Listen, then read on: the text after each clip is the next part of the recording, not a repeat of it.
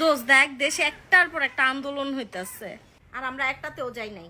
ছি ছি, আমাদের না আসলে দোস্ত লজ্জা হওয়া উচিত। দোস্ত মনে পড়ছে, আমাদের তো লজ্জা নাই দোস্ত। না, আমাদের একটা ভালো কাজ করা দরকার দোস্ত। চল আমরা আমাদের একদিনের বেতন বন্যার্থদেরকে দিয়ে আসি। দোস্ত তুই কি পাগল হয়ে গেছোস? আমরা আমাদের একদিনের বেতন কোথা থেকে দিব? আমরা কি চাকরি করি? আমাদের তো কোনো চাকরি বাকরি নাই, কাজকর্ম নাই, আমরা বেকার। হ্যাঁ দোস্ত, আমাদের তো চাকরি নাই, আমরা তো বেকার।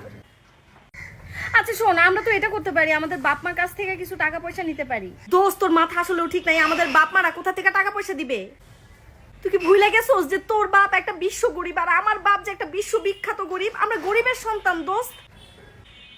আমাদের বাপ মারা কোথা থেকে টাকা দিবে? উল্টা আমাদের বাপ মারাই আশায় বসে রয়েছে যে কবে আমরা চাকরি বাকরি করে আমাদের টাকা পয়সা বাপ মার হাতে দিব। আরে চুপ থাক। আচ্ছা শোন, আমরা আমাদের জামাইয়ের কাছ থেকে টাকা নেব। দোস্ত তুই পাগল হয়ে যাইতেছোস। আমরা জামাই কোথা থেকে